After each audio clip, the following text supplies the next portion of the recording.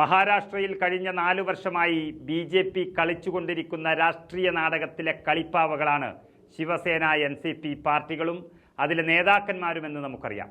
2 പാർട്ടിയെ 4ആക്കി മാറ്റിയാണ് ഇപ്പോൾ ഭരണകക്ഷിയിൽ BJP കയറി കളിക്കുന്നത്.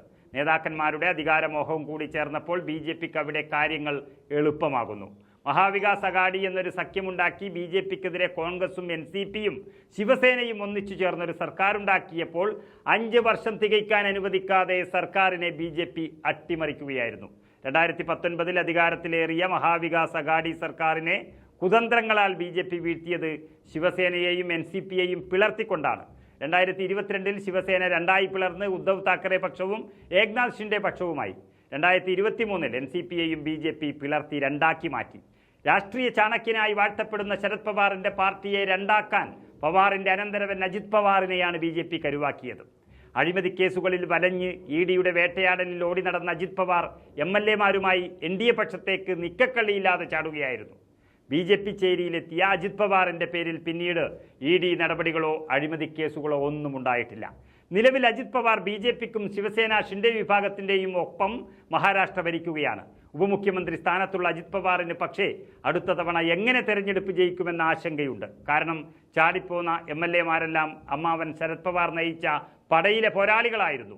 ജയിച്ച ശേഷം ഇവരെ തെളിച്ച് NDA ക്യാമ്പിൽ കയറിയ അനന്തരവൻ പവാറിന് ഇനി ലോക്സഭാ തെരഞ്ഞെടുപ്പ് മാത്രമല്ല 2024 തന്നെ നിയമസഭാ തെരഞ്ഞെടുപ്പ് മുന്നിലുണ്ട്.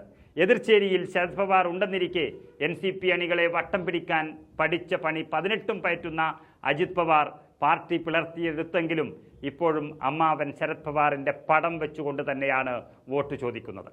ശരത് പവാറിന്റെ ഫോട്ടോ ഉപയോഗിച്ച് വോട്ടർമാരെ പിടിക്കാനുള്ള അജിത് പവാർ ക്യാമ്പിന്റെ ശ്രമങ്ങൾക്കെതിരെ ശരത് പവാറിന്റെ ഗ്രൂപ്പ് കോടതിയിൽ പരാതി നൽകിയിരിക്കുന്നു. അജിത് പവാറിനും കൂട്ടർക്കും നാണമില്ലേ എന്ന് സുപ്രീം കോടതി വാക്കാൽ ചോദിച്ചില്ല എന്ന് മാത്രം.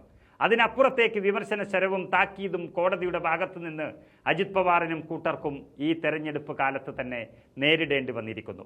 സ്വന്തം പടം വെച്ച് വോട്ട് പിടിക്കടോ എന്നാണ് അനന്തരവൻ പവാറിനോട് ജസ്റ്റിസ് സൂര്യകാന്തും ജസ്റ്റിസ് KV വിശ്വനാഥനും അടങ്ങിയ സുപ്രീം കോടതി ബെഞ്ച് ചോദിച്ചത്.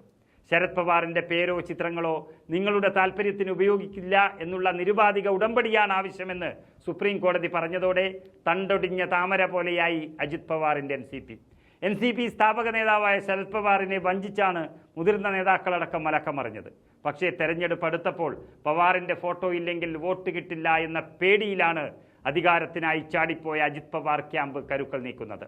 തെരഞ്ഞെടുപ്പ് അടുത്തതോടെ ശരത് പവാറിന്റെ ഫോട്ടോയും ബാനറുകളും വെച്ചാണ് അജിത് പവാർ ക്യാമ്പ് ജനങ്ങൾക്കിടയിലേക്ക് ഇറങ്ങിയിരിക്കുന്നത്.